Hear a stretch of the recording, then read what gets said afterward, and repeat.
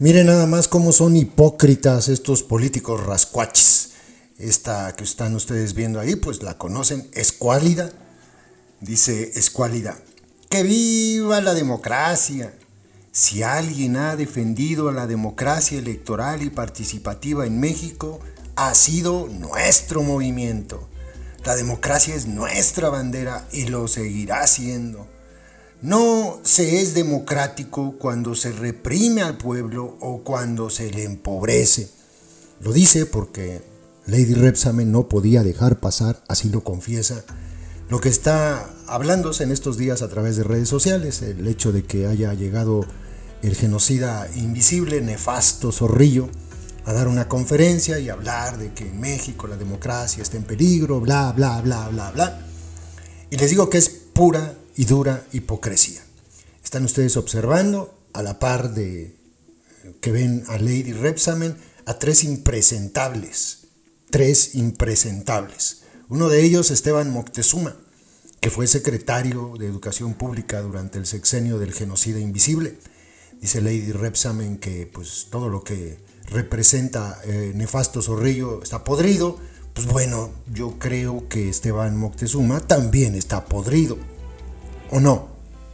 Esteban Moctezuma, que por cierto tuvo mucho que ver con lo que ocurrió en Acteal, porque también fue secretario de Gobernación. Y luego habla, por ejemplo, del tema del Fobaproa, ya muy interesante. Yo me estoy acordando de dos nombres. Uno, Patricia Armendáriz. Dos, Alfonso Romo, deudores del Fobaproa. Y los dos son parte importante de la organización delictiva que encabeza hoy Lady Rebsamen. Entonces es pura hipocresía, ¿o no? Y me estoy acordando también de este otro que ven ustedes ahí, Hugo Eric Flores, porque Lady Rebsamen recuerda lo que ocurrió en Acteal.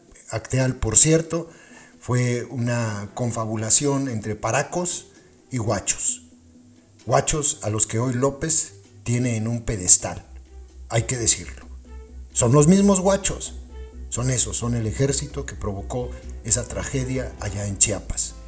Y resulta que hace unos días Lady Rebsamen y Citlali Hernández también, por ejemplo, se tomaban fotos muy contentas, ambas dos, con este asqueroso sujeto, Hugo Eric Flores, que fue el abogado que permitió la salida de los paracos que masacraron en Acteal, y con quien fueron en alianza con su partido, el de los encuerados sociales, en la elección de 2018, y que van en alianza, aunque ya no tenga registro a nivel nacional, sí en algunos estados como Baja California, van en alianza con el PES, y de hecho cuando se tomaron las fotografías, por ejemplo Citlali Hernández hablaba de que pues aunque no haya registro de partido de Hugo Eric Flores, de todas maneras van a trabajar juntos, de la manita, es decir, es su aliado. Sí, el abogado de los paracos que perpetraron aquella atrocidad en Acteal.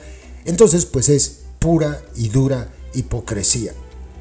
Y pues también entre las cosas de las que habla Lady Rebsamen, ahí trepada en su coche, pues dice que el tema del Fobaproa y que convirtieron deuda pública en deuda privada y que pues ya ven cómo son ellos, ¿no? Que se acuerdan de esas cosas. Y yo les tengo una noticia, ven ustedes al tercer individuo ahí, Arturo Saldívar, un impresentable.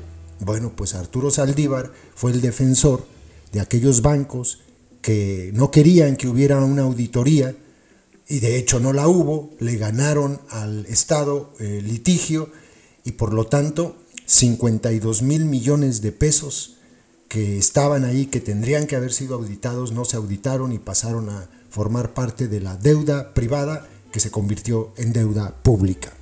Entonces, pues es pura hipocresía, porque mientras hablan del genocida invisible y de su sexenio, pues tienen a impresentables y se alían con impresentables como los que ustedes están viendo. Son hipócritas, son falsarios, son de esos que se acuerdan nada más de una parte de la historia y la otra la omiten. Ustedes nunca van a escuchar a Lady Rebsamen hablar de Esteban Moctezuma y de su relación con el priismo de Zedillo. Nunca van a escuchar ustedes hablar de la relación de Hugo Eric Flores con los paracos, de aquel horror de Acteal. Nunca van a escucharle a ustedes que diga, este cabrón tuvo la sangre, tuvo el estómago de defender a quienes perpetraron aquella atrocidad, y tampoco van a escuchar ustedes hablar nunca a Lady Rebsamen o reprocharle poquito, aunque sea, a Arturo Saldívar haber sido tan cínico, tan mísero, tan cobarde de haber defendido a los bancos y no al pueblo. Hoy dicen que es el ministro del pueblo junto con Lenia Batres, ¿no? Así les dicen. Entonces, pues, es la parte de la historia que les quieren contar. La otra es la que les acabo de decir. Escuchen ustedes a la hipócrita Lady Rebsamen hablar de lo que ocurrió en aquel sexenio, pero sin mencionar estos pequeños detallitos que yo les acabo de contar. Adoctrinaditos, todo lo que acabo de decir es cierto. Pueden ustedes buscarlo. No les estoy mintiendo. Lo pueden encontrar. Nada más le ponen ahí en Google Zedillo Acteal Moctezuma y van a ver qué les aparece. Fobaproa Saldívar y van a ver qué les aparece. Hugo Eric Flores Acteal y van a ver qué les aparece. Esteban Moctezuma Chiapas, para que ustedes sepan de qué patita cojeamos. Hipócritas son eso, hipócritas, y los atolizados le creen a esta tipeja. Saludos, compas. Hola, muy buenas tardes a todos y a todas. Estamos aquí en la Ciudad de México, vamos a una reunión y no quiero dejar de comentar lo que está hoy en redes sociales y que es parte del debate nacional, que es la conferencia que vino a dar Ernesto Zedillo aquí a México en compañía del expresidente Aznar de España, en donde planteó que está en vilo la democracia en nuestro país. Y fíjense lo paradójico, porque hoy hay debate justamente, lo que muestra que México es un país democrático. Si no, pues no se podría dar este debate. Pero sí vale la pena decir que cómo se puede hablar de democracia cuando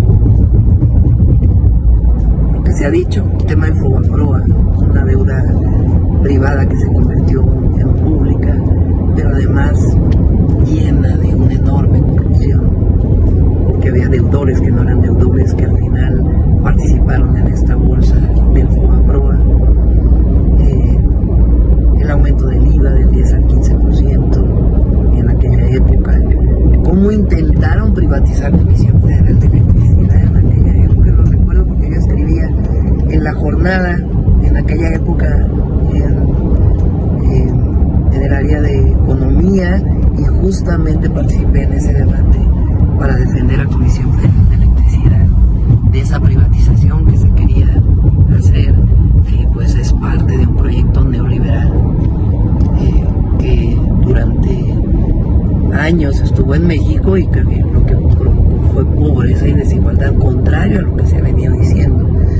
Me puse a ver los datos y en la época justamente de Zedillo aumentó en casi 15 millones la pobreza en nuestro país, una inflación tremenda, por supuesto el llamado de diciembre, y además pues evidentemente las represiones, que son lo contrario a las libertades de la democracia, como crean. Y decir que claro que no está en vilo la democracia, todo lo contrario. Nosotros lo que queremos es fortalecer la democracia en México. Nosotros toda la vida hemos luchado por la democracia.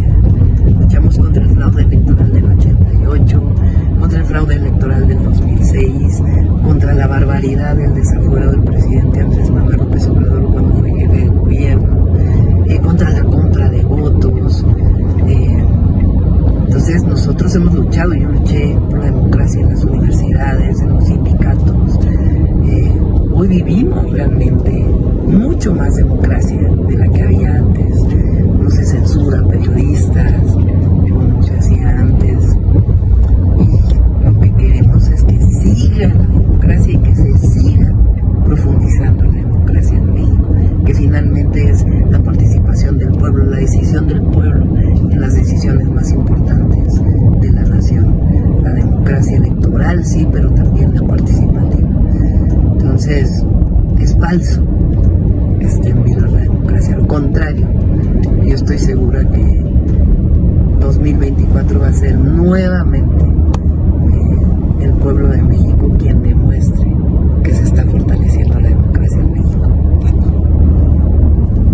tardes.